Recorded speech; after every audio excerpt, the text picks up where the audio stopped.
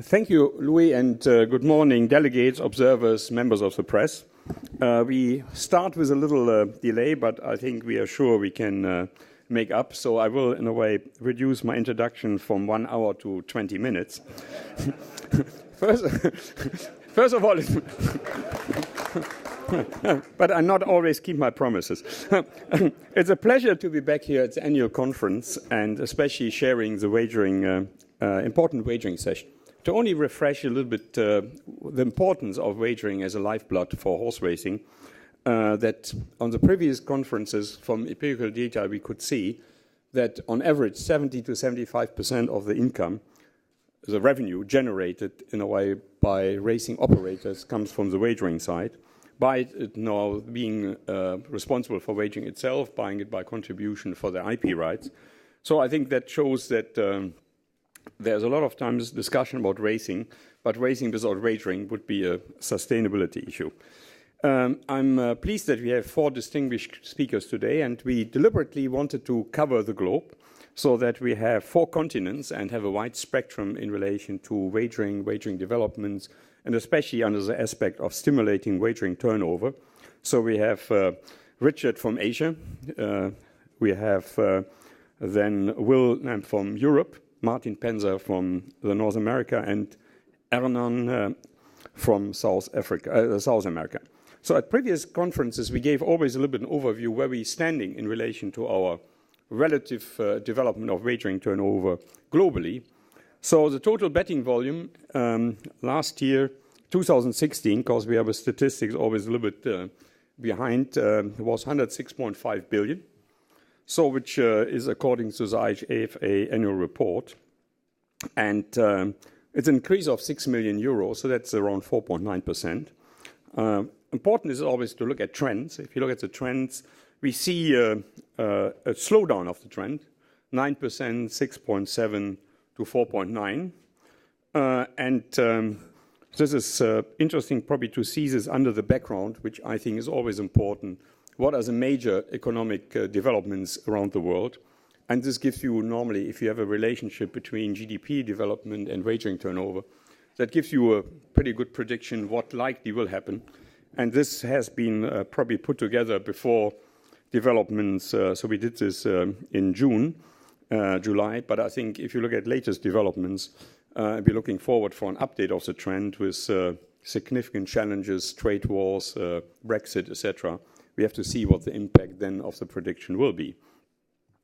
If you look at the economic growth by the blue bars, it shows that it's expected in 2018-19 to stick with a 3.9% growth, compared favorably to the 3.7% in 2017 and 3.2% in 2016. So therefore, in a way, when you look at the growth in 2016, racing, in a way, were better than the economic growth, which I think is normally a positive sign. But we thought it necessary to split this up a little bit, not only the global economy, and then looking at the different regions. If you look at the advanced economies, which show a little growth downtrend from 2.4%, 2.4%, and the prediction 2019 is 2.2%. The emerging markets were predicted 2017 4.7%, 4.9 in 18 and 5.1 in 19. What I personally think is, especially in a way, if you look at the economic outlook in Europe, if you look at France, UK, US, France, UK, so we see in a way in the next slide that we have a, we are a little bit too fast, that there is moderate growth. So US obviously seems to have still continue a very strong growth path. China, one sees a decline, which is in a way now predicted for 2019 of 6.4, and Latin America is 2.9. So that, I think, gives us a pretty good overview where we are in a way from the economic situation. So how does this translate in the end then in the market, in the relative market we as horse racing betting operate? We still see and will see for the future a significant competition globally. And I think we have to be aware that we, in my view, not only competing in betting markets, in wagering markets, we in the end compete for the time of the consumer.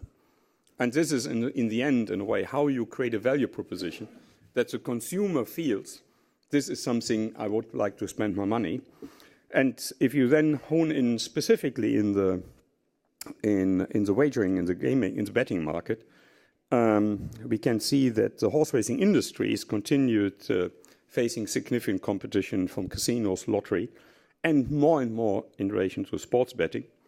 The slide shows that the market share of the different forms in 2017, looking at the respective gaming yield, that the race betting market share has dropped to 6%.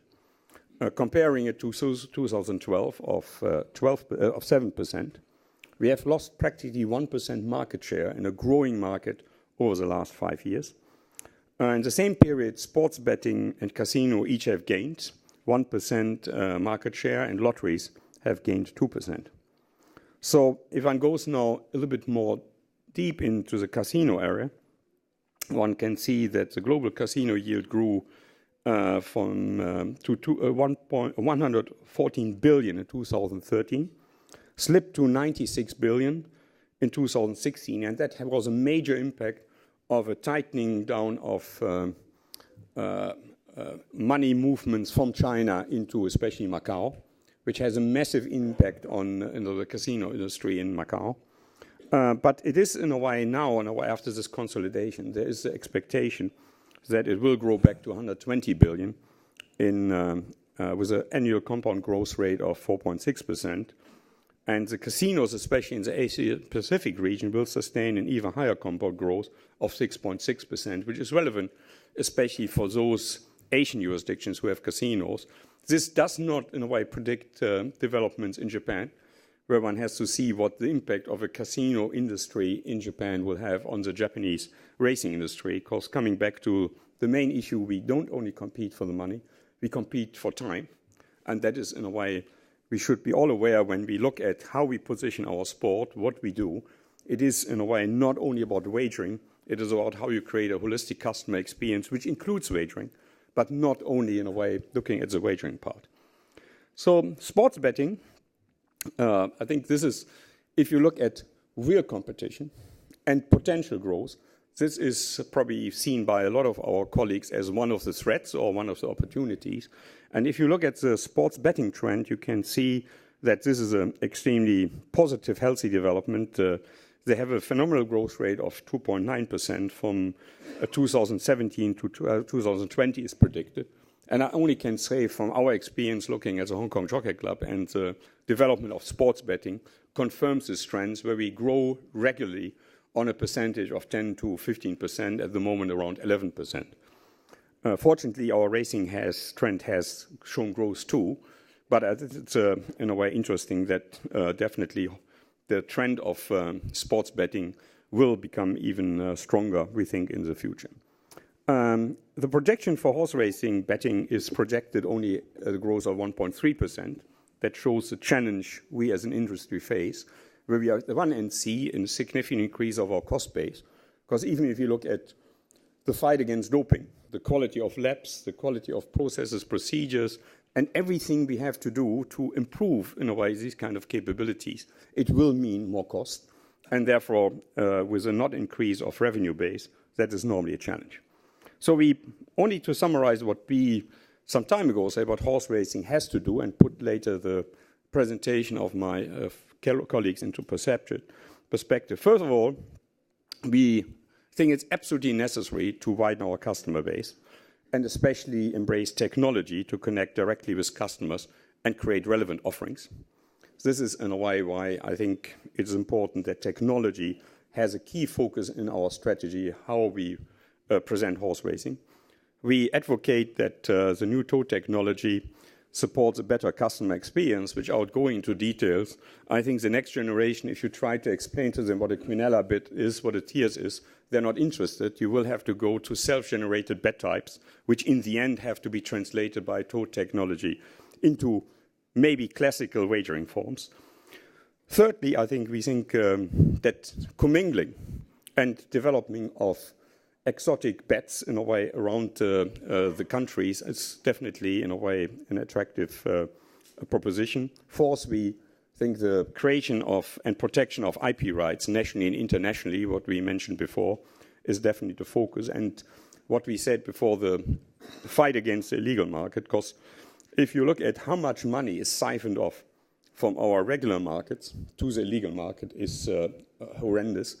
Our estimation, for example, if you look at the Hong Kong Jockey Club, we had a race meeting on Sunday, which a turnover of 1.4 billion. We think alone in the Philippines, there were 500 to 700 million in this range bet on this race meeting, which in a way comes from the legal market. And that gives you a dimension of if we are successful in a way, redirecting this money to our totes, that this could have a significant benefit. So if one looks now actions and what is value creation for horse racing industry? First of all, I would like to differentiate what I call imperatives. And this is what we feel strongly racing authorities have to do. And it is, in a way, because it is for the brand key that these, some people would call it hygiene factors. I think it's more. It is related to the value system. It's related to the value system of the sport. So there's imperatives we have to do is integrity, the core, fair competition, animal welfare, and I highlight again the uncompromising regulation of prohibited substance both in and out of competition, which we think is a key every regulator have to embrace and have to, in a way, put resources, that we have a basis for the sport which ensures a long-term sustainability. Then it comes on this kind of basis, especially it goes to the racing organizers. So what is the value creation racing organizers should focus on? And we put some segments here, owners, because I think a lot of times one underestimates the value of owners for the sport, not only providing the horses, but even in a way we know from our customer segmentation that the owners, if you look at high value customers, are key to creating value. The racing fans, racing product, where we come later a little bit more explicit to. And then what I personally feel a lot of times people underestimate how you create information which is not only help you to establish your copyright and intellectual property rights, but which helps you to drive turnover. And if you look at statistics, and I think my colleague Richard can quantify in a way when he did in his former capacity studies, if you provide information, for example, the roulette table, if you see the sequence of the roulette results of the draws before and have this information available or not, I think from my recollection we talk about 20%, 25% difference regarding turnover. And I think when you look at racing operators worldwide, I'm not quite sure if there is a strong focus to produce this information which then is helpful for, in a way, customers, especially specific customers, to get more interested in the sport. So the racing organization has to create the value proposition for people to become interested as owner. We mentioned this. We talked about the different customer base, and we will, in a way, have a definitely focus today on the racing product itself. So what are the offerings in relation to fixtures? What is programming? What is field side? What's quality of the sport? Which maximizes the wagering population, the value creation? And I think personally this is in a way something which I think my colleagues who will present later will go a little bit more in depth. And you see in a way the value chain which we think will be helpful.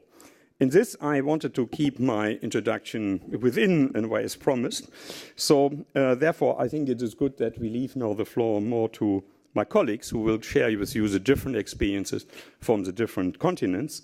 So, from Latin America, we are pleased to have Erno, who is the general manager of Latin American Racing Channel, LARC. So it's a difference to the L'Arc de Triomphe with a little apostrophe, but that's LARC. So he will give us an overview of the current state of racing and betting in the region, which is noted it's not as big on scale like others, but I think it's important to see what you have done and how much progress you have made to, in a way, increase this value. He will focus especially on the import and export of races and the Latin America B-pool approach, fixed odds, commingled bet, and what kind of support of major jurisdiction one wants to create to generate more wagering income. Hernan is a graduate of the University of El Salvador, Buenos Aires, Argentina. Is a Bachelor of Information System Management.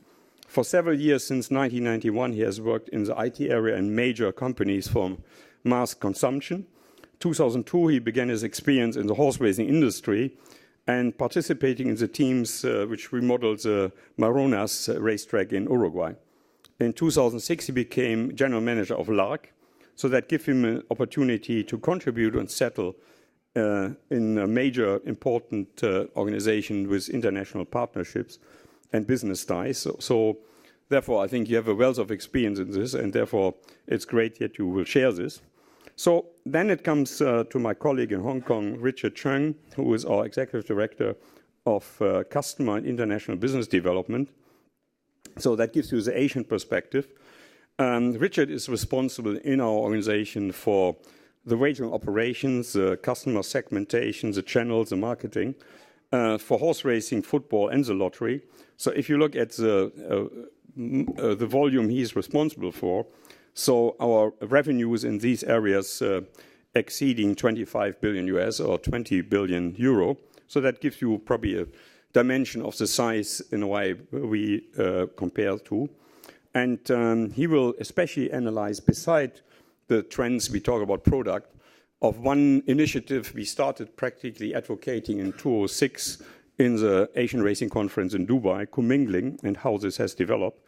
And prior to joining the club, Richard was a partner with McKinsey, as well as a principal in Cinven, a leading private equity firm in Europe, which focused on consumer and gaming.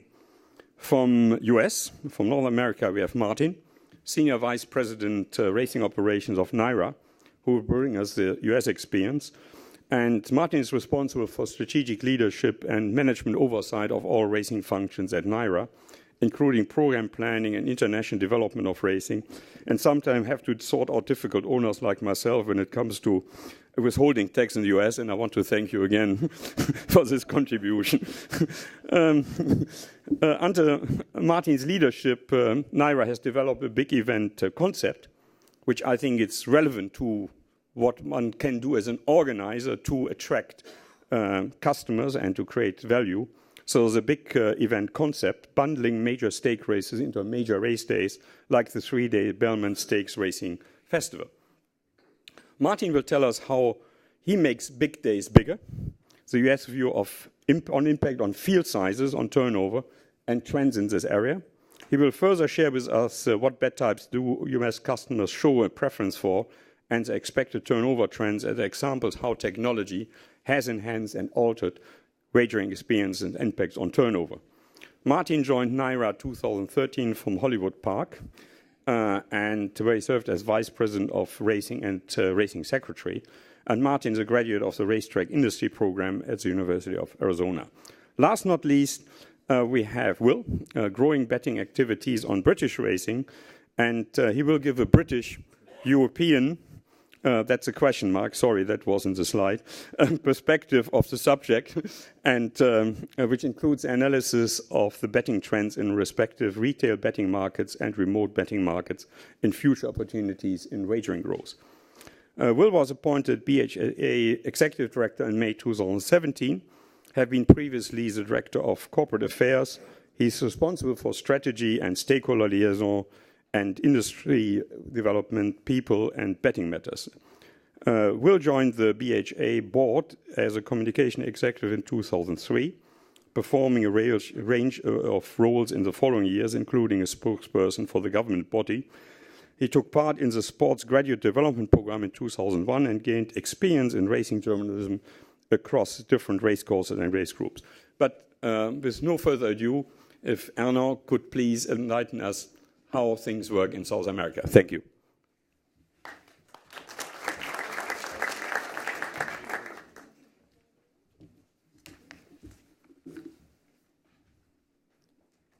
Only this one? Green, okay.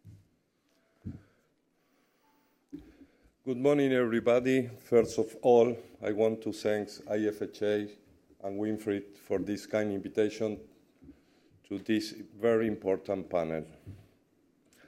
I'd like to comment to you about the situation and how we can stimulate the betting in South America.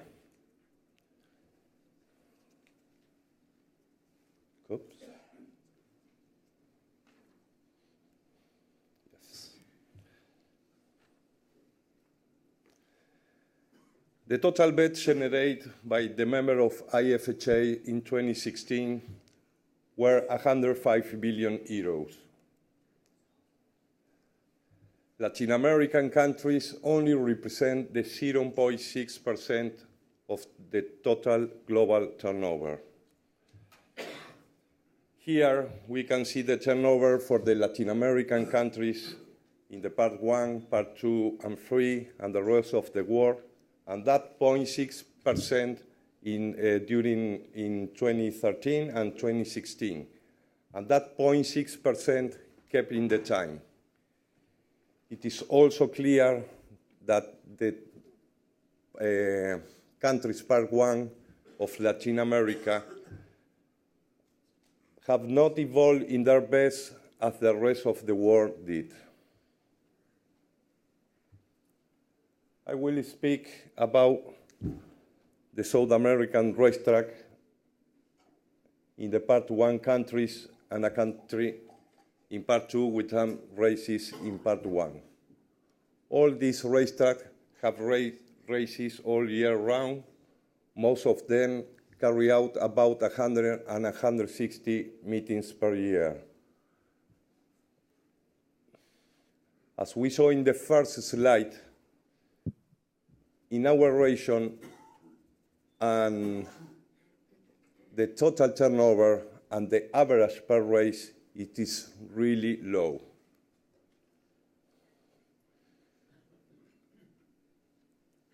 Here we can see that the racetrack, by racetrack, the different sources of bet and their participation.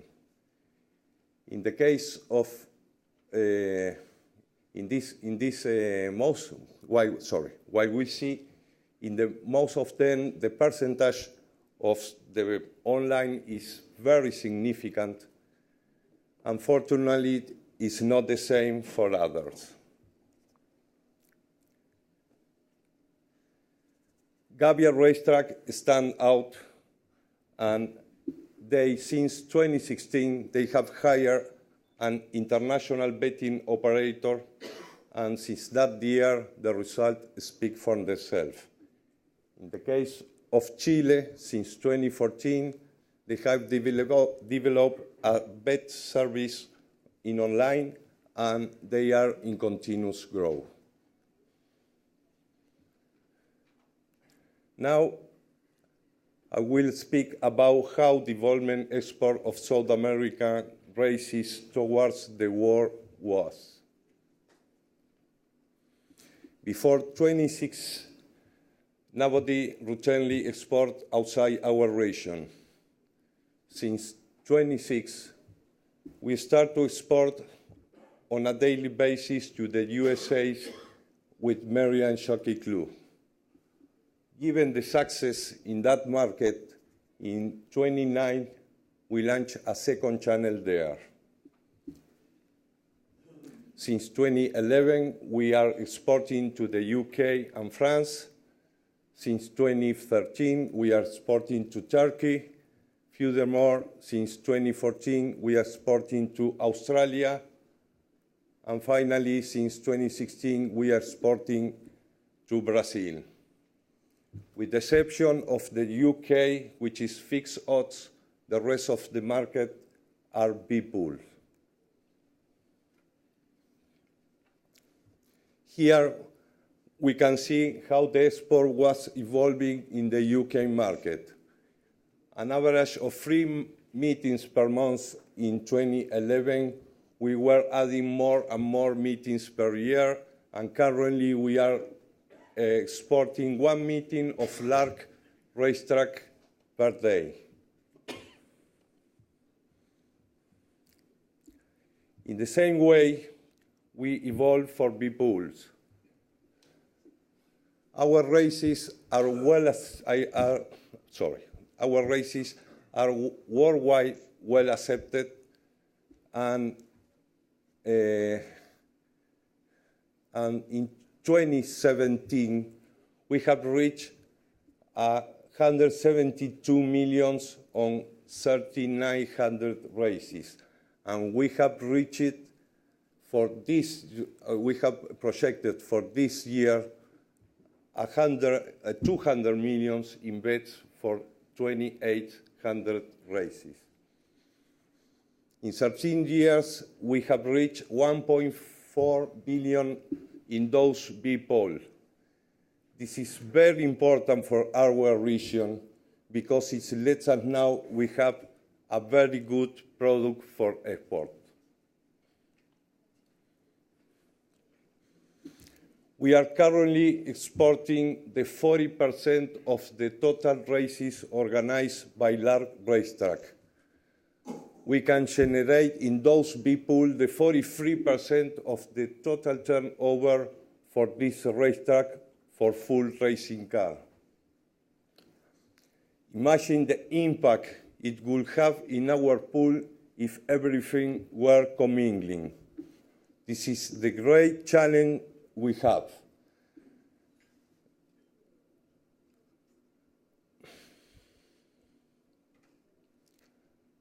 Regarding the export races in commingling, before 2014, there was nothing in this matter. Since that year, we started to export in commingling between Peru and Uruguay. Since 2015, Uruguay began to export their races to Centrum and to ADW in USA in commingling too. In 2017, it represents almost 4% of the total Uruguayan turnover. Since this year, a couple Chilean tracks are exporting the races to Centrum, also in commingling. While we have taken a few steps exporting in commingling, we still have important issues that don't allow us to develop it properly. In addition to the commission that should be received for exporting our races, Argentina and Chile legislation require to applying other fees over the total turnover exported, such as prize money for local races and local taxes. This makes it an expensive product to export compared to the current international competition. In the case of Brazil, Peru, and Uruguay, there are not such additional charge of fees. We have low pool, 36,000 between 12 and up to 81,000 per race, depending on the racetrack, which, however, is not competitive for international markets. We know our takeouts are non-competitive either. An average of 28%, and depend of the racetrack and the type of bet, they have 23 and 41%. Some racetrack has a fixed takeout of 30% of takeout for all their bets. I want to highlight a leading case regarding a decision made by Hipódromo Chile. In 2014, they changed its fixed takeouts, 30%, to an average of 26.5%. So they increased the turnover, lead the market, pay more to customers, and above all, they didn't lose in the profitability generated by bets. South America needs the help from the big markets around the world. We need to export intermingling, and that will increase our pools. We are aware that the current low pools are non-competitive, but we need to start. We cannot do this alone. We need to work together with those big markets to find a solution and move those bets from B-pool to commingling and get a new market in commingling too.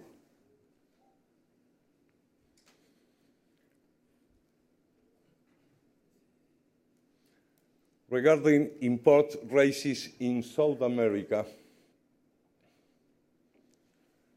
with local B-pool, the only one country I can mention is Chile. They are importing races from the USA, UK, France, Argentina, Brazil, and Peru on a daily basis with local B-pool. But it doesn't mean it's working well, because their pools are very small. Currently, we are working with Argentina and Chile to change their legislation to allow to import races in commingling. Regarding import races in commingling, since 2010, Uruguay began to import from the USA. Then, in 2011, Peru also began to import races in commingling from the USA, and since 2016, Brazil is importing from the USA and France in commingling too. All these countries today are importing an average of 60 races per day. Here, I want to show you the evolution of the import commingling turnover for the last year in Uruguay and Peru. It almost represents the 30% of the total domestic turnover. This is real significant for our region, because this shows us there is a very important market for regional and international simulcast, and we need to develop it. If we don't have simulcast or import races, we are losing the income from this business, as well as your contribution for the local horse racing industry.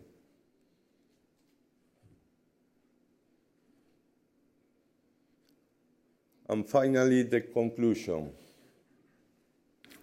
Our races are well accepted by customers worldwide. Year by year, we can export more and more races. There is an increase in the turnover for the races exported. We need to move the current B pools to commingling and increase our pools. We need all the countries in the world have not yet done it, open their borders and import races. There should be a simulcast between the countries of the same South America region without any type of restriction. Our region needs a professional betting management and the continuous and serious investment in the new technologies. And our region must innovate and adapt and update this business and be an attractive sport for the new generation. Thank you. Muchas gracias.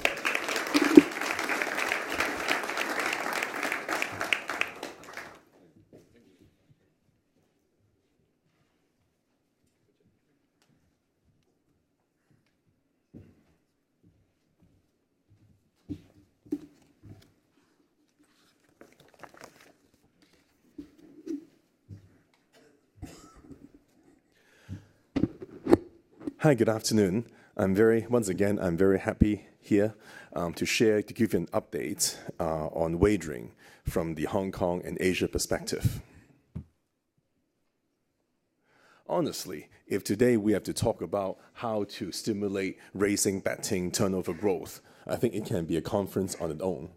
So I think instead of talking about everything, I would like to give you an update of what Hong Kong is doing when it comes to the racing product quality and the commingling aspects. But of course, there are many other factors which they have to work side by side, hand in hand, to allow racing to monetize the IP via wagering. When it comes to racing product quality, today I would like to deep dive a little bit on the fixtures factors.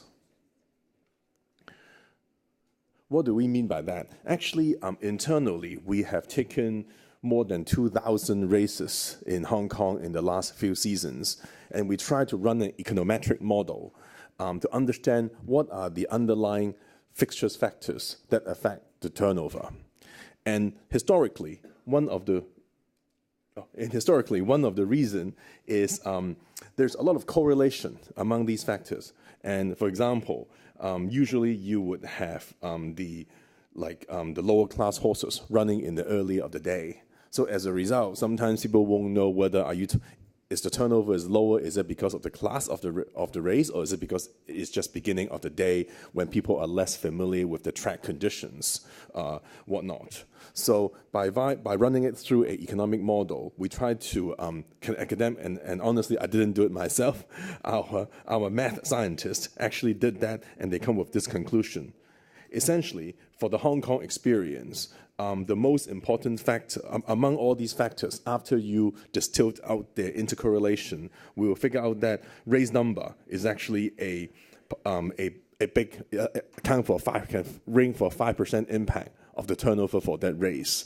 In other words, the later the day, the higher the turnover, and it is consistent with our understanding of the Hong Kong punters, because as you know, both Happy Valley and punters in Hong Kong are extremely information sensitive. They look at all the data, including track bias, including even in some cases the wind direction when we are on the straight course.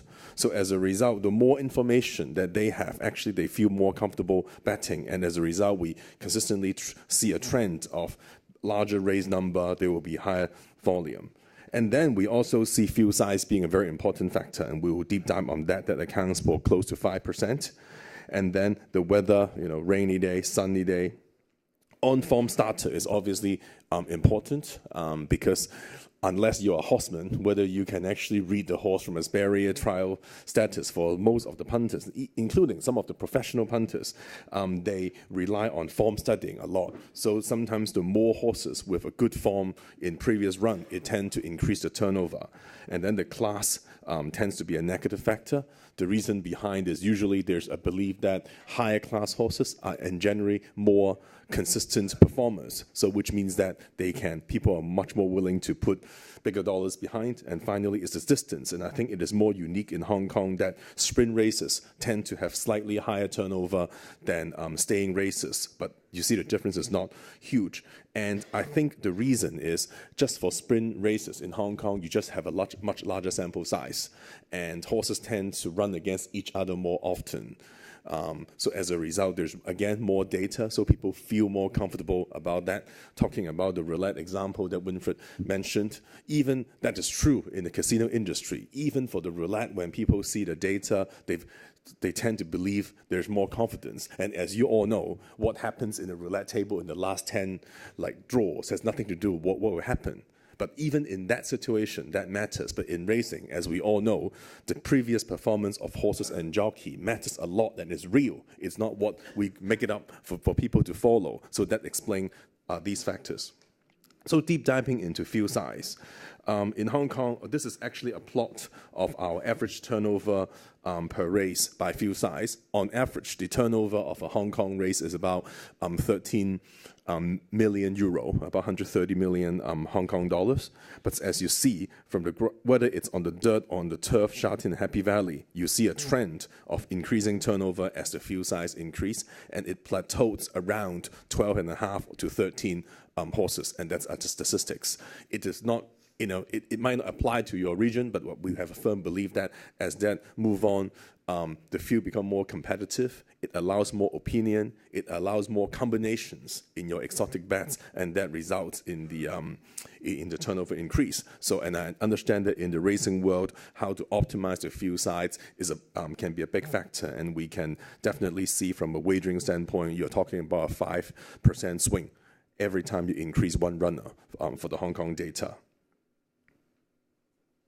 And so how do we in Hong Kong Jockey Club manage field size in practice? So first of all, we, in Andrew's team, we have colleagues managing the overall horse population. And at the macro level, at the tactical level, we have to use horse population by different class as an input to do our race planning in terms of when to schedule which race, what distance. And there's constant communication between racing on the racing side and our wagering side, so that we know that we will have full field size on races when we deliberately put out the big jackpots. And finally, a large part of that also relies on when trainers will, how their enrollment, how they do their entry, so that it relates to the trainer relationship management as well. Other than the field size, as you have seen, higher class of horses, tends to improve turnover. And at the end of the day, we cannot make all races become a big day like the Arc. It cannot always be Class 1 races. But still, we try to optimize in terms of the horse population management, make sure there's a good pipeline for all different classes. And where do the good horses come from?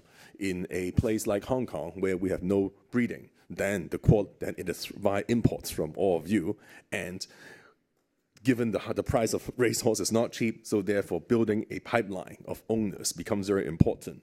We cannot affect how horses are being bred overseas, but we can actually affect what type of owners we can attract. In return, the right one will be the one who has the passion and the capacity to invest in good racehorses, which in turn help us on the quality, and the whole cycle boils down to turnover. And in some cases, some Hong Kong owners, they might not be as experienced as going to all the sales overseas. So therefore, as a club, we have been also giving some assistance or guidance to owners of how to source horse overseas, including running our own sale after we buy the horses, for example, from Tetrasource. And then also, even when they think about import policies to different places. And I heard from my racing colleagues that we are also exploring ways to help some of our owners to source more from South Africa. And prize money strategy, it has to go hand in hand, because owners, even though they have a passion, end of the day, they are also rational economic beings. So therefore, the prize money strategy has to go hand in hand with our class size strategy. And finally, for about 5-6 years ago, on the marketing side, we actually start marketing more of our rising stars, because we know the reality is we cannot have a G1 races every day. So on a certain day, when we don't have these star, group horses running, how can we create more followership? Then we try to anchor around our derby, around our Champions Day, and look at what are the up-and-coming rising stars as they move up the ranks. Because sometimes we also thought horses who have a good form, consecutive winning, being progressive, up in class, are also very natural turnover driver. So all in all, we try to manage, other than the field size, but also class mix. And then it's an optimization that we have to conduct continuously. So moving on to this, a separate topic, but still related to how we stimulate wagering turnover, is on commingling. And let me give you an update of how things has been in the Hong Kong side. First of all, we are lucky enough to have good foundations to start this project, since for more than a decade, and then luckily we got government support 4 or 5 years ago, because we have a world-class racing product in terms of quality, in terms of transparency, and in terms of competitiveness, i.e. for example, field size. We also have very deep local pools and bet types to handle the big volume overseas, which overseas punters find it attractive. When the big punters put money in, then we don't see major odds movement. And we focus on, we have been building a very rich racing information database, which can allow our punters to enjoy, and more importantly, we have been trying to tailor the information in the style, in the way that customers overseas are willing to study. I still remember, for example, in some of the Hong Kong races are now being shown in Japan, and I still remember the few meetings that I have with Japanese colleagues of how I can, because in Hong Kong, people, even though they are all not alphabet, they are characters. We like to read from left to right, but in the Japanese style racing post, people read from top to bottom. So just adjusting the information in the right way, in the right term, is very important. So right now, just an update, when we conclude our last season, our turnover was 1.6 billion euro or pound, close to 16 billion Hong Kong dollar. That accounts for more than 15% of our overall turnover. And we have now covering, via working with 40 B2B partners, we are covering Hong Kong racing is reachable to consumers for racing fans in over 11 jurisdictions. And this is a map, and the number in the bubble shows how many partners we have in each of the region. And equally important, not only about our B2B partners, we have also been building our network of global media partners to make sure that the Hong Kong product is being presented and talked about and educated about to customers. And we also invest in cooperating with the Racing Post to make sure there's dedicated articles. And I think next time when I talk, I should change it from At the Races to Sky Racing right now, in terms of putting into effort into tipster column, so that like fans of, because what we learn, for example, in the I think the weight of these articles are actually much more important for the UK market than for the Hong Kong market. In fact, for the Hong Kong market, people do read articles, but they actually like to see things a lot in numbers. And versus maybe in overseas markets, not the case. So we just have to adapt our marketing and information in the way that fits the overseas consumers. Likewise, other than online, we rely on the various social media. I think that the one in the middle talks about the 2 new jockeys from South Africa who has now arrived in Hong Kong, and they are not people familiar that the European or the US racing fans are familiar with. So we need to talk about it. And also we work with, this is the UK example, different media and betting shops to give educational video of what the quinella means. And also we do general advertising, also supporting our partners to make sure that, I mean, as we all know, there are, for most racing IP, there's always leakage. I mean, there's always illegal websites, there's always unauthorized website trying to allow betting on the racing IP that you created. So we are very, we know that still happens. That's unfortunate, but in all our communication, we only try to support those operators, in this case, UK, where we have a legitimate partnership and where they contribute also back to racing onto us. And on that, we have also started in order to get more interest from the betting shops owners, betting shop managers in the UK, we actually started a campaign with William Hill on Hong Kong racing, through letting the betting shop manager know they can better promote also to the customers, and we'll see how that goes. We just started that last month. And then we do a lot on infographics, in terms of, this is one which allow the UK customers to see how these jockeys have been doing in Hong Kong. So if in the future they are riding in Hong Kong, they have more people they can follow, and more relevant for them. Not only about the jockeys, but also the horses. Try to relate what the horse name was before, when it was in UK or Ireland, and now they might have a different name coming to Hong Kong. So that might, because some owners just prefer to change the English name when they bought the horse. Some do not. But that's the choice of the owner. But as the racing organizer, we just need to let the customers know, who is who, what is what, and let them track their favorite horses. And that in return helps the turnover, because the familiarity helps.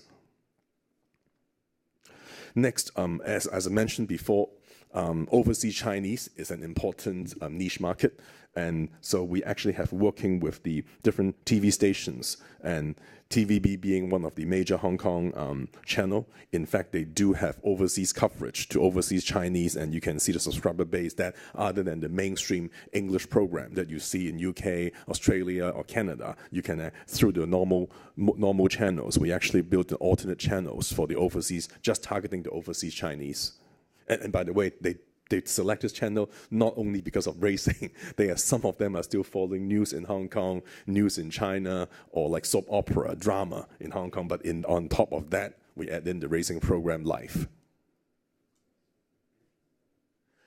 So that's what we've been doing, and what are we doing going forward?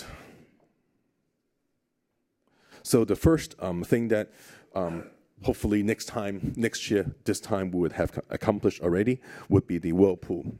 The whole idea is in commingling in Hong Kong, we have been, overseas customers has been betting on Hong Kong races and the money commingle to Hong Kong. But what we have found is, and when we sit down with our partner UK Tote, as well as and Royal Ascot, where we have a long-standing relationship, there's a feeling that there's a lot more you can do when it comes to the toll product in the UK. Because in Hong Kong, per race of Royal Ascot, our turnover is about £2.5 to £3 million. And that number is actually very sizable, and if not more than what the pari-mutuel bet that Ascot is taking on their big day. And so the whole idea is, starting from next June, now we have got the technology all set, the on-course and all the pari-mutuel toll pool betting, I'm only talking about pari-mutuel, not fixed odds here, will be commingled to Hong Kong pool. So then you're talking about a $5-6 million pound pool per race in Royal Ascot, which is actually not bad, and it can create more exotic options where fixed odds cannot be available. So we will be starting that next June, and on top of that, in Hong Kong, since we got the signal, we got the pool, we are also talking to some Asian operators who buy in the individual B pool will be too small for Royal Ascot, but now they have a chance to also participate. Fans in their region can participate in Royal Ascot via the Hong Kong pool, and we believe it is a big win for all three parties involved. And second thing that we are doing is we'll have to continue to develop more exotic bet types, because compared to fixed odds, exotic bet types is a unique value proposition for pari-mutuel. In the past, we thought that, okay, in commingling, overseas customers have to bet on the pools that I have in Hong Kong. Like, for example, we have Quinella. We don't have Exacta. So US customers, US fans, you have to bet on Quinella. So that was the paradigm. But since we have been working with Longitude, with their technology, they will be able to do the merge pool, which allows US customer in future, if they can still continue to bet on Exacta on Hong Kong, and then that can be merged into a joint pool of Exacta, Tiers, and Trio in Hong Kong, and give them the pool liquidity. And we also don't need to go through I think it's actually not right to try to alternate, because of the Hong Kong product, the usual habit of the overseas customers. So we have to adapt to what they want, what they like, and technology nowadays can allow to do it. And we are hoping to launch that in 1.5 years' time. We still believe that the global commingling standard has room to improve as it becomes more and more important for the racing world. As racing is important for wagering, and even listening to the Latin American speech, it is becoming more and more important of our income. But clearly, in today, the commingling protocol has certain areas to improve, because there are different ITSP, different versions. It is still a collation-based protocol. It is not a bet by bet, so it actually doesn't give the operator complete visibility of what's happening. For example, it will be much more difficult to identify computer wagering groups, which in some jurisdiction they are not always welcomed. And then there will be, the protocol does not address all the bet type availability for all partners, and then all some exotic bet types are still missing in the commingling protocol. So there's definitely work to do, and the only way to work together would be people who have actually economic stake in it. So we will need to work with our major commingling partners to make it happen, because otherwise just talking about a new standard is not going to happen. This time, and then another thing is two-way commingling. I believe this time last year when I was in the same forum, there was a question asked, when will this happen? So I would like to report that we are now, I think we are now in very last stage negotiation. I think my guys are no longer talking to the PMU people, nor the racing division. It's really our lawyers talking against their lawyers. So I think it will be done pretty soon. But with all respect, there's actually one point I want to bring out is, because as much as we talk about commingling, but one thing even, and in the racing world, a lot of things are heard about that can be harmonized. But in the betting world, certain betting rules over different jurisdictions are still very different. And the consumers might not get used to. So when we do outbound commingling, I need to think about, okay, in future, the Hong Kong bets to the Arc Day or to other major French days, they will have to follow rules which are different from the Hong Kong, and I need to educate my customers. So that, and again, the more, given that there's always a lot of historic background on that, so the more, even going forward, if we want really a truly world of even more commingling, harmonizing of betting rules will become important. And then, so finally, this concludes my presentation and would like to just giving you an update on how we are doing on the racing fixture side and the commingling side. But again, these are only two of the factors that we are working on to drive wagering turnover. Thank you very much.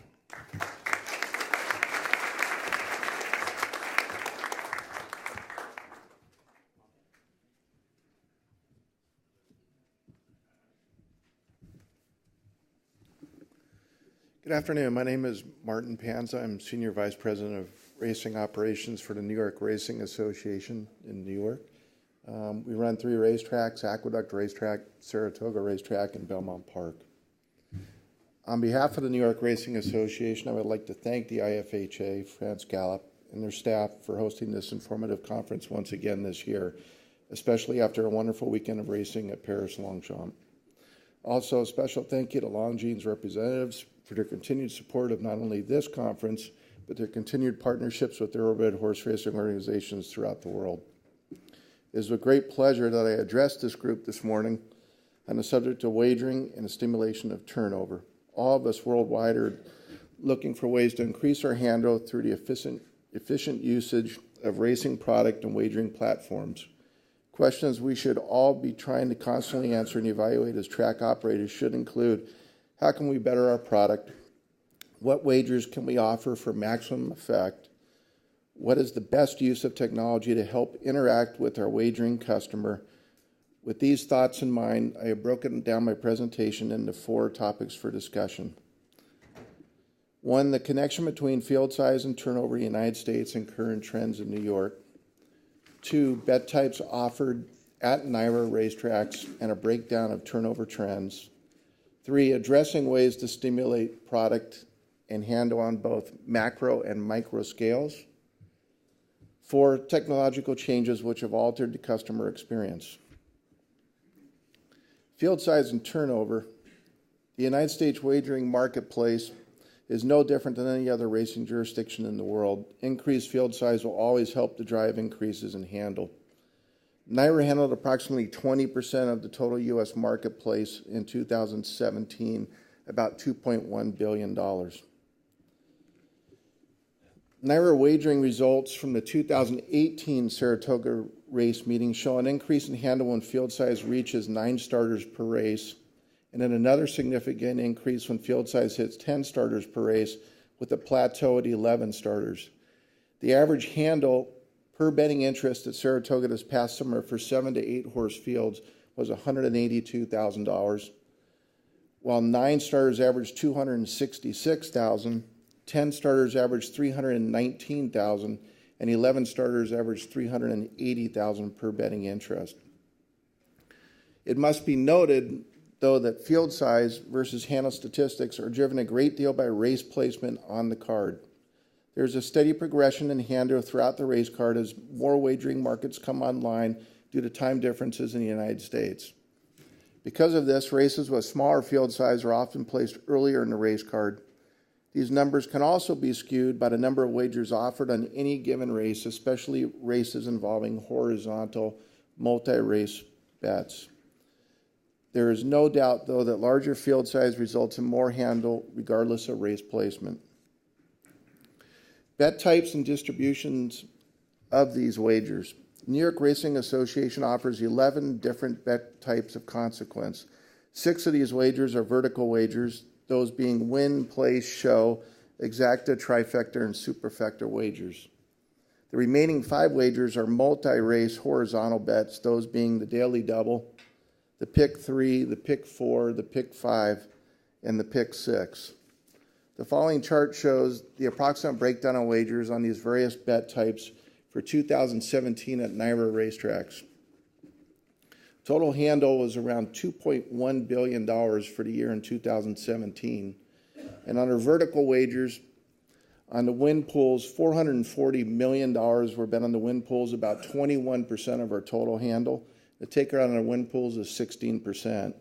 Our place pools, $142 million for the year, about 7% of total money is bet at 16% takeout. Our show pools, $78 million, 4% of our total bets, 16% takeout. Our exacta, which is our largest pool, $498 million, about 23% of the total money wagered, at a takeout rate of 18.5%. Trifecta, $280 million, 13%, at a 24% takeout. And the superfecta, $150 million, 7% of the total money wagered, at a takeout rate of 24%. Our horizontal wagers, the daily double, $136 million, 7% of the total money wagered in New York, at a takeout rate of 18.5%. Pick 3, $117 million, 6% of the total money wagered, takeout rate of 24%. Pick 4, $151 million, 7.5%, 24% takeout. The pick 5, a relatively new bet in New York, $89 million, 4% of the total money wagered, takeout rate of 15%, one of our lower takeout rates. And the pick 6, $31 million, 1.5% of total money wagered, with the takeout rate of 15%. When there's a carryover, that evolves to 25%. This data shows that approximately 75% of NYRA's handle in 2017 was bet on vertical wagers, as opposed to 25% on multi-race horizontal wagers. Interestingly enough, from a takeout standpoint, 36% of NYRA's total handle is at a takeout rate of 16% or lower. 30% is a rate of 18.5%, and the remaining 34% is a takeout rate of 24%. We are seeing a shift in the wagering dollar since 2013, and that the multi-race horizontal bets are becoming more popular. We have seen a 4% shift towards the multi-race horizontal bets. The pick 4 has shown steady growth, as well as the pick 5. The pick 5 growth has been driven primarily by a low 15% takeout rate and a 50-cent minimum bet denomination. Most of our multi-race wagers are at $1 minimums. With takeout rates of many of these multi-race bets tending to be on the higher side of the scale, with the exception of the pick 5, one must question if this shift towards these types of wagers is good in the long run for our wagering growth. The customer appears to want to go for these wagers with higher payouts and a chance for a bigger score, but these wagers mean less turnover and fewer winners, which we can debate whether that is a good thing for future growth trends. As you can see, 2017, our vertical wagers were 75%, our horizontals were 25%, and if you go down to 2013, the vertical wagers were 79% to 21%. Each year, we've seen a 1% shift more towards the horizontal wagers or the multi-race bets. One new wager in the United States, which has been introduced in the last few years, would be jackpot wagers. The Stronach Group first introduced this concept with the Rainbow Pick 6 at Gulfstream Park. The wager is now in place in Maryland at Laurel and Pimlico race courses, in addition to just being introduced in Southern California at Santa Anita during the fall meeting. The wager requires the customer to pick 6 consecutive race winners. If there's no single ticket winner, then a percentage of the pool gets carried over as the jackpot until the next race day, while the remainder of the pool gets paid out to multiple winning tickets. As long as there is no single winning ticket, then the jackpot continues to grow. The track establishes a day that the jackpot must be paid out, whether that be once a month or at the end of a race meeting. Because only a single ticket winner can take down the whole pool, massive carryover pools have been the norm. The pros to this wager are obviously the attention that the carryover pools create and the extra handle thus provided. This type of wager can create life-changing scores for your everyday player. By attracting players to the race card, they are probably making additional bets on the card, creating a halo effect. The downside to these jackpot wagers is that the jackpot money is stagnant money, that it is not being turned over on a daily basis. The effective takeout on wagers are very high. One must factor in the track's takeout of 15 to 25%, plus that of the jackpot carryover, 20 to 25%, for an effective takeout rate of 35 to 50%, depending on what demands are of the state regulator and track management. Small players usually help to grow the pool, only to be overpowered by big syndicates or large players on the announced payout days. Track operators throughout the U.S. will continue to observe these jackpot bets, and one would assume more of them will be implemented in the future if gamblers to continue to support such wagers. Stimulation of product and handle, micro and macro scale. NYRA in 2017 raced 234 days at our 3 racetracks, Aqueduct, Belmont Park, and Saratoga. We race every week, varying from 3 days a week in March to 6 days a week in August, with anywhere from 8 to 11 races per day. On top of this, please keep in mind that the U.S. foal crop has dropped from 32,000 foals in 2008 to a current number of around 20,000 foals. This obviously has had an effect on product stimulation. Because of the volume of days run and the total number of races offered, we have had to try to look at multiple scenarios by which to address the stimulation of product and handle. On a macro level, we have tried to address big days at our tracks. Big days would be defined as clustering of several stakes races on a given day. How do we stimulate handle growth through further creation of racing festivals or individual big days of racing? By creating big days, we are able to focus our marketing efforts, target our quality horse inventory towards specific events, staff on appropriate levels, increase our television exposure, and create specific guaranteed wagers. We have seen increases in handle, ticket pricing and sales, sponsorship opportunities, larger attendance figures, and increased food and beverage sales.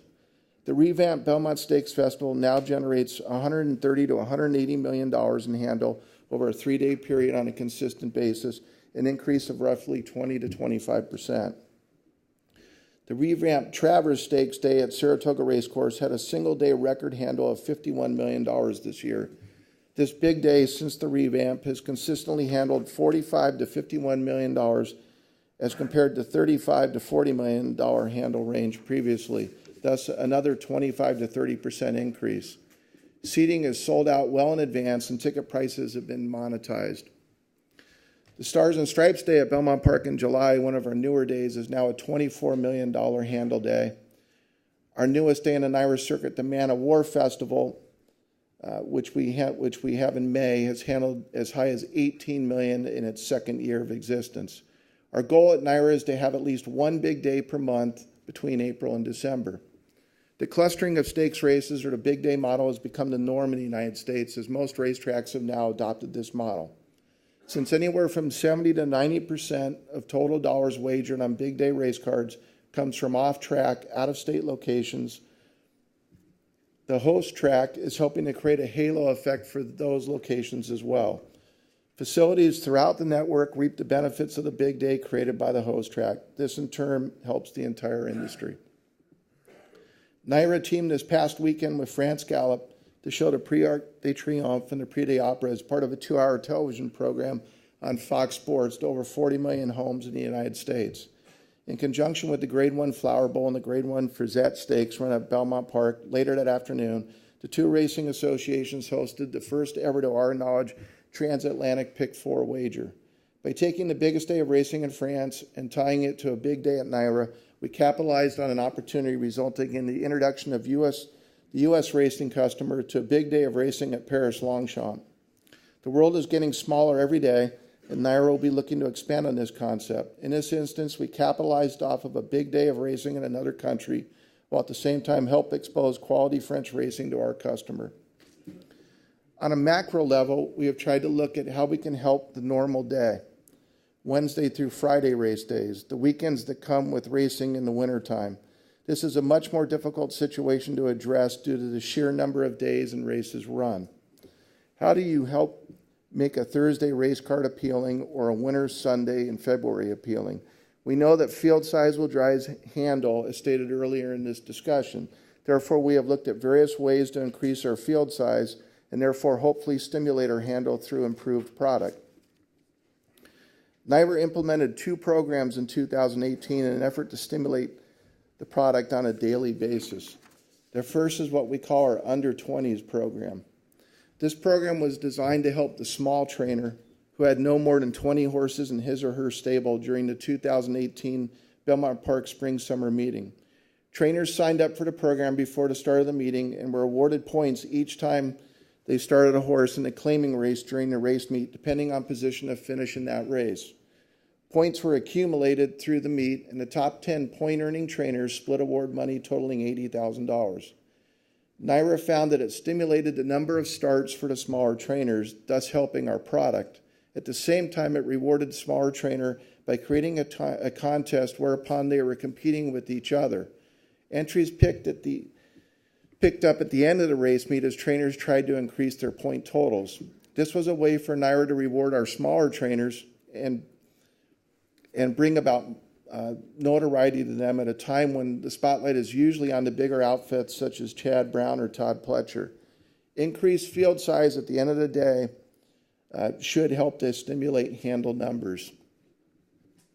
The second program started, and this is still ongoing as we speak, is the NYRA Starter Loyalty Program. The program is similar to a frequent flyer program used by most airlines today. The program runs from April 1st, 2018 until March 31st, 2019. With competition for horses on the East Coast of the U.S. so keen due to the number of competing race meets in the area, NYRA wanted to reward owners and trainers that stayed loyal to New York. Once a horse makes his 5th start in the program time period at a NYRA racetrack, he is designated a NYRA Silver Horse and receives 5% more purse money above the stated purse for that race. Upon the 7th start at a NYRA racetrack within the time period, the horse will be designated a NYRA Gold and receive 7.5% more purse money.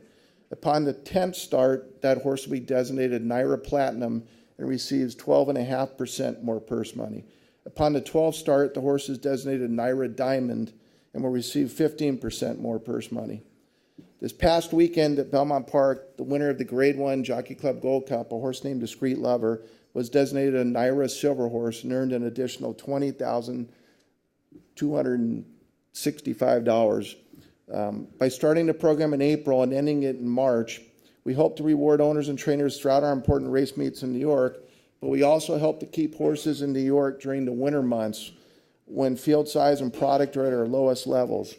Horses that stay for the winter race meet and have made several starts already during the year could be racing for purse levels 7.5% to 15% higher than the stated purse level of said race. NYRA hopes that this will stimulate field size and thus handle. It'll be interesting for us to look at the numbers at the conclusion of this program in March of 2019. Please note that in both of the stated programs, rules have been put in place to protect the welfare of the animal to avoid horses being over-raced or entered to run for the wrong reason. Both programs are designed to reward more participation or loyalty from our horse population. Field size grows. As field size grows, the product should be stronger, thus stimulating handle growth. Technological changes which have altered the customer experience. As technologies have developed in today's society, NYRA has found it necessary also to adapt our wagering platforms. We have witnessed a huge area of growth in our mobile betting platforms, NYRA Bets. As Apple and Samsung have introduced smartphones and the iPad into a vast majority of the world's population, it has become imperative for the future of racing to be able to reach out to the population as potential customers. The wagering marketplace in the U.S. is shifting towards greater usage of mobile platforms, with NYRA not so much in a development stage, but more so in an area of embracement and current technological advances. The wagering dollar is shifting from the old bricks and mortar on-track wagers towards the phone bet or computer bet, whether on-track or off-track. Tracks that failed to develop and expand their mobile capabilities are going to be left behind. NYRA has seen a 50% shift in the mobile marketplace over the last 5 years. NYRA has worked feverishly on content enhancement by providing our mobile computer customers with such things as high-definition live race streaming, race replays, a video library, handicapping programs, etc. The goal is to do more for the customer in this area than our competition, allowing NYRA to drive revenue streams. We want to connect with this customer through their smartphone by providing easy access with great content. We try to make the process of wagering on these platforms as easy as possible while also providing as much information as practical to the customer. A very simple area of concern for all of us is Wi-Fi coverage at our facilities. This can be a challenge on big days with large crowds, but it is something that track operators must address. People in the U.S. are spending at least 2.5 hours a day on their smartphones. No Wi-Fi or poor Wi-Fi access should be unacceptable at all of our facilities. NYRA has made a huge commitment to television programming of our races throughout the United States. We have teamed with both NBC and Fox Networks for over 600 hours of live broadcast time of our racing content. The easier it is for someone to watch one of our races from New York, the more probability that they will use their mobile device to wager on one of our races as opposed to one of our competitors with no television coverage. We have seen handle growth in our races that are televised on these network shows. NYRA enjoys a strong relationship with TVG in the U.S., and TVG is certainly the leader in race programming by volume of races. However, by creating our own programming outside of TVG, we have the ability to further promote our NYRA Bets platform and our own racing content. Distribution of content is just as important as content itself, and the ability of our customers to wager on that content with a technology of his choice. In 2016, NYRA also implemented the use of VenueNext at both Saratoga Racecourse and Belmont Park. VenueNext is an application that can be used by our on-track customers, giving the guest access to all of our facilities have to offer through their smartphone. This can be something as simple as ordering food and beverages, location of the nearest restrooms, location of betting windows, the purchasing of tickets and prepaid parking, access to track gift shop, and so on. The application can alert customers to areas where wagering lines may not be as crowded or where there are the shortest concession lines available. Not only does it make things simpler for the smartphone customer at our tracks, but it also gives us valuable information about our customers' habits and needs. Do we need to move more clerks or employees to a higher usage area or move them from an area that is not as crowded? What concession stands are most popular? Which areas of facility do people tend to congregate at, etc.? The world and our business has become very data-driven, and the more tools available to management to enable us to make quick, reliable decisions, the better off we are. Social media platforms such as Facebook, Instagram, Snapchat, and Twitter, to name a few, have been game changers in providing instant access of pertinent information to the general public. They have been useful in marketing our events, providing instant race results, the creation of chat rooms, and instant feedback from the racing fan for better or worse. We must all do better jobs of using these social media platforms, not only to disseminate information to our customer, but also to understand and collect feedback from the same customer. The growth in mobile wagering is a game changer. It is not something to fight against, but one to embrace and develop. However, it is also important to attract customers to our racing facilities, so investments in things such as VenueNext are important as well. The revenue stream may be harder to follow, but it must be about the customer experience on track. I have yet to see a big day at an empty racetrack. We must do all we can to make it simple for people off track to wager with their smartphones and computers with proper media distribution of our racing product, but at the same time, provide a pleasant on-track experience to continue growing our sport. Technology is advancing so quickly, but it must be embraced moving forward. The youth of today are tomorrow's customer, and we must embrace their way of life for racing to survive. Thank you for your time and consideration this morning. I hope my discussion can be of help in your daily operations. Thank you.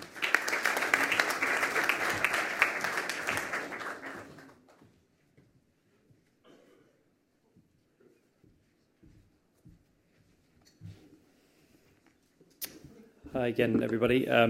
I'll go pretty quickly here, actually. This will be an overview. It'll hopefully be a bit more, maybe more relatable than some of my earlier points, but links, I say. It'll just be statistics overview regarding the British market, not European. Don't read anything political into that.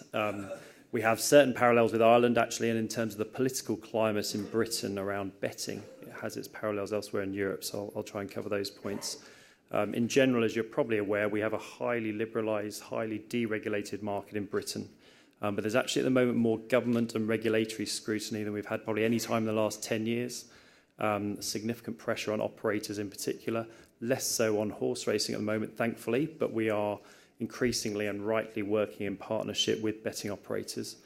Big push, which I'll come on to, around social responsibility and measures that operators, particularly now on the online market, are taking.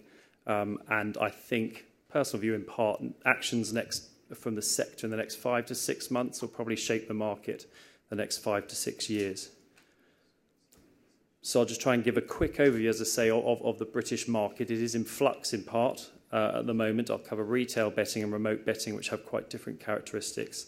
And then what we are doing to try and grow socially responsible betting on racing. And by we, there's both the betting operators there and also us as a sport and a governing body or other organisations within racing. Set against the challenges we have betting on racing in Britain growing at the moment. It's other challenges we have in terms of the return to the sport, albeit new legislation last year saw us capture properly for the first time online betting. There's huge competition in the market. The margins are, maybe to many of you, frighteningly low, and that does have an impact on British racing's funding and particular challenges. But of course, we're still committed to boosting turnover and a focus on competitive, compelling racing. We don't have the granular statistics, hugely helpful from all my colleagues there. Yes, of course, our focus on our racing metrics, but in the main, our challenges at the moment are really competing for the punter's pound around the positioning, the packaging of horse racing versus, say, other sports. Just in terms of how we're operating in terms of turnover on British racing, on the left there, the remote market has, in recent years, well overtaken the retail market on the high street. The pool betting in Britain, as you're probably well aware, sub 5% of the market has been for some time. It's a growth opportunity for sure, but it's never had sort of material market share in Britain. And in the right there, GGY, forgive me, that's the gross gambling yield. That's how we are paid through our levy now, effectively the profits of operators. That's the split amongst other sports. Racing sits, we're doing okay market share-wise, particularly if you were to strip out in-running betting, but increasing challenge in particular from football. So within the retail market, slide on the left there could be sort of denoted, that's the rise of the machines, and machines not betting on sports, but casino-style games I'll come on to, FOBTs, huge political issue back in the UK. And then the number of betting shops by operator, particular consolidation in recent years. Ladbrokes and Coral have merged, albeit operate two separate brands. The independent sector continues to be squeezed. So it's characteristic, we've got about 8,500 betting shops with its USPs around cash, the anonymity, the community that betting shops can have, need more of a push there. But it is dominated by 3 operators now in the main. We're no longer dominant in shops, want to work at reclaiming some of our market share, but in particular, the real advances in the retail market in recent years have been around the development of fixed odds betting terminals, particularly roulette within them. And while there have been over the years trends around investment, innovation from operators and a huge wave of new products on screen and in shop, in particular self-service betting terminals, which I'll come on to. It is in flux around that last point now, with earlier this year our government dictating that the maximum stake on FOBTs is to cut down to £2 on roulette-style games content from £100. We anticipate, the industry anticipates, that could see shop closures in the region of 40% or so. We're already seeing plenty of closures. It's going to impact jobs in the sector, tax receipts to government, which I'll come on to, media rights revenues in particular to racing, directly to racecourses from betting shops, as well as our levy payments. We don't know for sure how many shop closures there'll be. What's going to play out now is sort of local competition. Good quality sites should not close, but we really are going to see an acceleration of what was already a trend of declining retail. That's one way of looking at the FOBT decision, is going to just accelerate that pressure that we had. But as I say, how we might be able to grow betting activity on the sport, these self-service betting terminals, many of you will probably be well aware of, huge growth area, multiple stakes per coupon, they're high margin for operators. In a racing sense, we have best odds guaranteed increasingly, money back if you're second to the favourite. The sort of offers that were prevalent in the online market upon its real development are moving more into the retail space. Our big operators' in-house production has made a big difference to them as well. Here are just some of the indicative offers in shops. In the middle there, that sort of self-service betting terminal. Racing has very good content on them. Top right there, our Grand National, biggest betting event of the year in the country, increasingly gamifying it. So I think, again, it was discussed at the conference on Friday. How can we make racing more simpler, accessible for the first-time punter? How can we make it a bit more exciting? 6 easy options, sort of yes or no, paying out 33 to 1 or so, and price boosts in shops, which we weren't really seeing too long ago. The remote market, some similar characteristics, actually more consolidation than you might think. Number of big players, which I'll come on to, you'll see something around their margins, but in that other percentage there, that'll be 100 or so operators, but that we have seen in recent years consolidation in the remote market. This is an interesting graphic, actually, one of my colleagues pulled out. Odds Checker website, you'll all be aware of, no doubt, just showing there's no particular correlation here. One standout operator, top left there, Bet365, the margins they bet to are minuscule, and it certainly pays off in terms of interest. They package racing, however, extremely well, particularly around our big meetings and the like. Sky Bet there towards the right-hand side of the scale don't compete just as much on pure margin, but money back offers and the like. But even on that so-called wide pricing there, those margins are still well into single digits, frankly. So as I say, consolidation is taking place, but huge growth in this area in recent years. In-play markets are growing, mobile prevalent as well, as you can well imagine. But we still, as horse racing with some operators and big operators of that, would sit with 50% market share or so within their sports books. And in terms of the government action to in part compensate what they're doing with FOBTs and taking away, and they will reduce their own tax take on the high street, in the retail market, they have said they're going to increase gaming duty, not betting duty, but gaming duty on remote operators who were pretty unhappy at the time because they didn't see the link themselves, but governments are committed to addressing that shortfall. So does it present an opportunity for sports betting operators for racing within that, alongside the consolidation that has been taking place? But absolutely the big push at the moment will be around the responsible gambling tools that operators employ as well, how they actually look after and protect their customers, how racing can work with them, how betting can, as indeed certain politicians, as they go back to its roots and start offering a flutter on racing, where you can see there's a return going back to the sport, rather than its real move away from that, as a lot of people perceive. Live streaming remotely has obviously been a huge success story, double-digit growth for a number of years. That's just slowing slightly in running with it. Key point, and other colleagues have highlighted it as well, particularly in line with or matching, reflecting some of the challenges traditional media has been under. All the big remote betting operators are content providers nowadays. They have lots of editorial content. They'll compete with each other for that sort of offering. We've moved towards them having a lot more commercial arrangements with our horsemen. Under our auspices, we have to regulate that activity. But that's been a big development. I'll show a couple of screen grabs as well. And a big issue that we've had domestically, and Australian colleagues have actually helped here in terms of The number one issue of concern for punters is just how difficult it has been to get on, or account closures with lots of these operators. And please say, actually, the tide is moving back now the other way.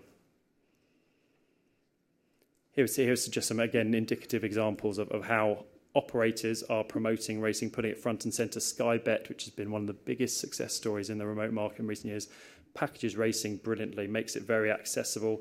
Top left there, the group bets akin to sort of punters club type model, and daily specials that aren't just sort of your usual accumulators, but bring a bit of spice to it, maybe linking up with other sports as well. Here's just examples of their editorial, and for sure, as you can well imagine, these operators have targets on their social media followers, how many podcast listens they'll have and the like, and how their competitions are performing. And it's great that we have racing actually front and centre in amongst them in Britain.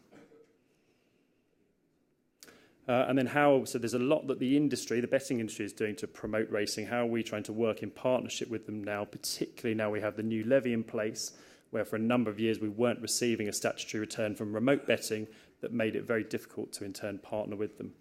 We have a betting liaison group formed this year that is going to sit formally under the body that's going to replace the levy board that many of you will be aware of.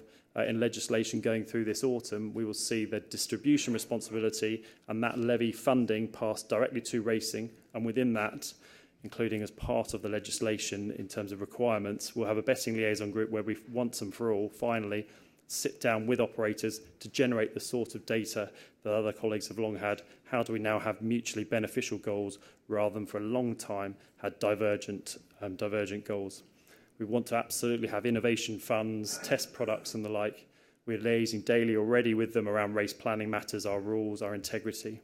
And then in particular, as a companion organisation in a way, in recent years we launched a horse race betting forum, spread of bettors, punters across that group that has made decent progress, giving our customers a voice directly, in particular, what are top of their wish list for the sort of regulatory advances we can make in Britain that are perhaps commonplace in other parts of the world, particularly across Asia as well. But they've had a real voice internally as key customers of the sport. So how are we growing the activity? Again, a lot of these will have already been implemented in other countries for sure, but our fixture list evolves annually. More floodlit fixtures now than ever, more even spread of the product, good feedback accordingly there. And yes, we're absolutely focused on field sizes. They're still not in Britain where we'd like them to be. They'd be lower now than 10 years or so ago. But some of the new levy money we've injected into appearance money down to 8th place, that's had some success. And a non-runner review prompted far more, frankly, a clampdown on non-runners, which has seen a material reduction there. As much of it impacting field size, we get regular feedback from the Horse Race Betting Forum. It's more the inconvenience factor, the punters not being sure of what's running as much as it hindering sort of turnover based on field size. We have far more regular communication through our sort of stewards Twitter handle, race day operations work that Brant indeed may touch upon a bit this afternoon. And declaration of wind surgery is something else. I think that was pretty much number one on a punter survey run by the Horse Race Bettors Forum. There's nothing more upsetting to them than when after a race, a particular connection will laud the fact that the horse that's just won a week ago had wind surgery that most punters were completely unaware of. And then how do we see future opportunities? Real gap there in the marketing space to work with operators, particularly around social responsibility, particularly around how racing is a perfect fit. Getting more racing content, more innovative racing content on these self-service terminals. They're growing, 15% monthly on our sport. Tracking is something where we have made some progress in British racing, but it's by no means uniform. Can we have a central sort of pot to incentivise investment there from our racecourses? In running betting, aligning the fixture list with other sports has long been an objective, but increasingly, I mean, if one were to characterise that, if you can't beat them, join them for sure. We're getting feedback. There are particular days of the week where football punting will tail off. That's an opportunity for racing to move into that space. Race times within it as well. Regular feedback at the moment that we should maybe looking to start earlier in the week and indeed potentially our broadcast partners willing to follow suit there. Watch and bet, still growing, as I say. That online sort of streaming market may have to adapt a bit. And then pool betting within Britain is very much a case of watch this space, sort of any day now in terms of what may happen, a future partnership there upon the expiry of the exclusive licence that currently sits with Tote Pool. But I hope that's helped as a pretty rattle-through summary of what's a market, some elements of which may be coming your way soon. You maybe already have them, but really it's the key challenge for us is how we can position ourselves at the heart of the betting market.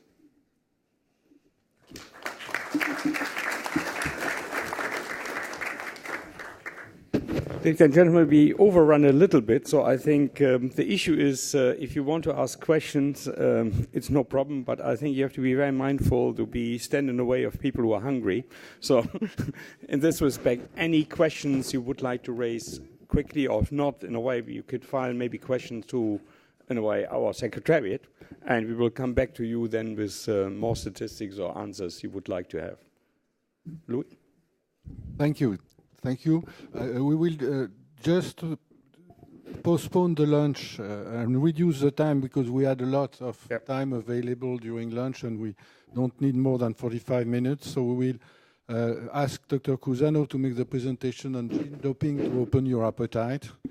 And then we will start with Iran, the presentation on Iran after lunch, only a 45 minutes lunch. So thank you to all of you. And I will ask Dr. Cusano now to come on stage. Thank you. Thank you, Winfried, and thank you.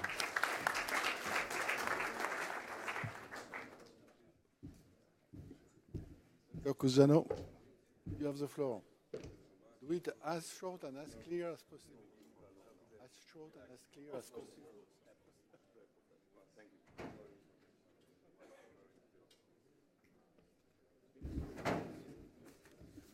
So we have now Dr. Cusano, who is the chairman of the Gene Doping Control Subcommittee of IFHA. He made a good presentation in Asia, in Seoul, and we thought that it would interest you to know what is one of the challenges of the future. Dr. Cusano. Merci, Monsieur Romane. Good afternoon, everyone. I'm sorry to upholding your lunch. And just Monsieur Romane told me to be very quick and very clear. So I'll try to be as much as possible. So just to give you some identification who I am, I'm a veterinarian working for the Japan Racing Association. I usually work in a race hospital with 25 vets. I am a surgeon. I do general practice. I do some works on race days, and I'll do some official work. So that's kind of background I am. And I'm also involved in the IFHA Gene Doping Subcommittee Control. So I'm going to be very brief with my slides. I only have 10 slides, actually. And what I like to actually bring back home for you today is just 2 points. I just want everyone to be more concerned about this gene doping. And I just want everyone to know that we've got many things to do, and those actions must be taken in collaboration with the racing authorities and the stud book. So those are the 2 points. So I've already talked about all the slides, but I'll just quickly go my slides. So I hope everyone's happy to know that gene doping is a major threat to racing. For 2 reasons: it will damage the integrity of sport and wagering, and it'll be a risk of creating genetically modified thoroughbreds. So this is the bottom floor.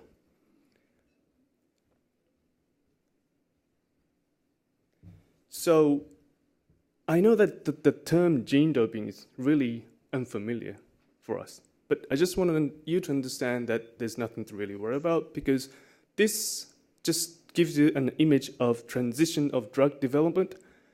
When, in the past, our medicine used to be the mold of cheese, and now it goes to compounds, and now we use genes. So if doping is an abuse of therapeutic drug, if we use genetic therapeutic drugs as being abused, it's just a word that we use as a gene doping. So it's just a kind of a trend of the times that actually we have to deal with gene doping. And so what I have to point out here is, because we have a totally different area, analytical chemists may not be able to help us for everything. So you need a new specialist like molecular geneticists. So this is something that you have to be aware of. So these are some clips from the internet. So as you can see that the gene editing, which is one technique of gene therapy or gene doping is becoming really widely accepted, because as you can see, you can buy some kits that you could genetically engineer your body, whether it's useful or not. You can just buy it in like less than $200. So this is a man who's trying to gene dope himself. And if you look at the newspapers there, the Argentina group has said they'll be successful of creating a genetified horses next year. So whether it's really going to happen or not, but this is actually the actual clips that you can really get from the internet. So it's really widely accepted. So that's why I want you to be more concerned about this issue. So the worst case scenario of gene doping is, don't worry about those specific things. The most worst scenario case will happen at the breeding stage. So the genetically modified thoroughbreds could be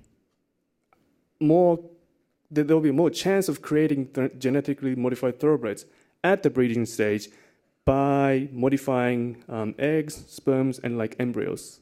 So this is the worst case.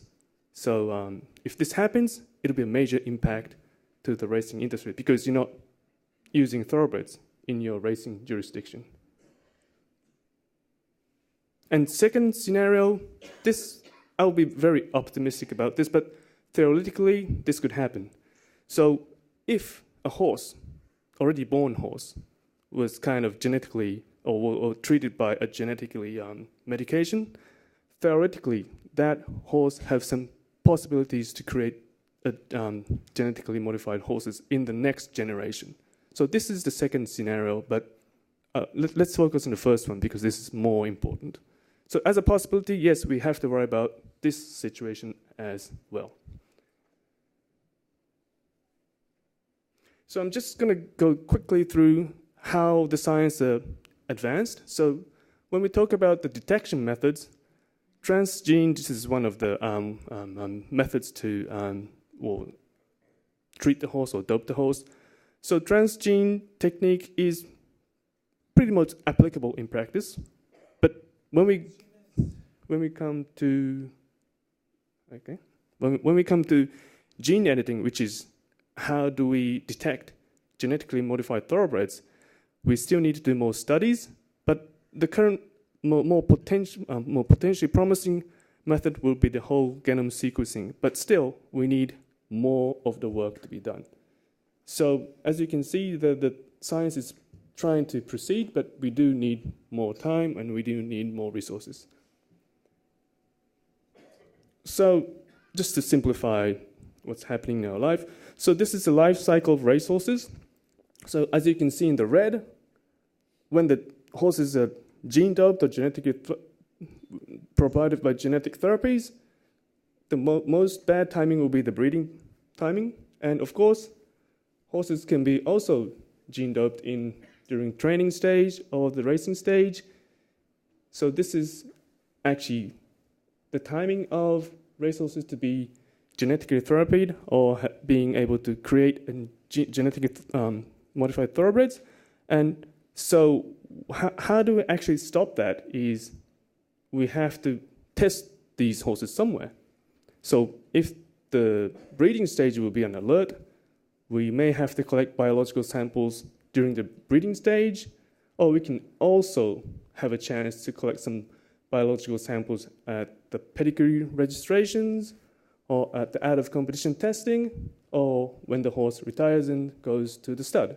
So it's not, like I told you, it is a big issue. Initial issue will be the breeding stage, but for the racing authorities, we can actually help or collaborate to actually collect blood samples or biological samples and to conduct testing for detecting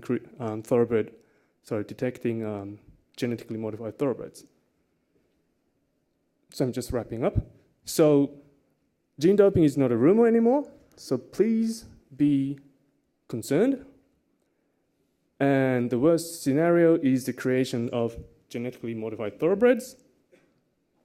And like I said, to tackle this issue, the racing authorities and studbooks must liaise in a very nice fashion. And like I told you, detection method to identify the genetically modified thoroughbreds is yet to be developed. Well, this is just an information. So practical steps, what we can do now, let's strengthen our rules. So Article 6, 12, 13 in the international agreement, we do state some guidelines that you can apply. And what you can do when you go back to your country, why don't you ask your labs, people to say, hey, do you know about gene doping or gene therapy, or can you detect those kind of therapies or methods? That'll be a very good start. And of course, if you need to develop new techniques, you need people, you need money, and who's going to provide that? Either racing authorities or studbooks or someone in the industry must provide something, because if you just, nothing will do this if you just wait and discuss. And you need more staff to be updated, so we have a good international conference on regulatory veterinarians and chemists, which is called an ICRAB. It's held once in 2 years. So the next one will be in Hong Kong 2020. So this is some kind of a platform that you can send your staffs. So this is kind of the message that I wanted to provide today. So lunchtime or some questions? Thank you.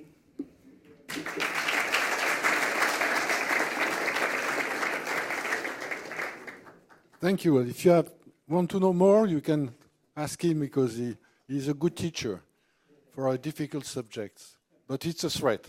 Make no mistake. He is absolutely right.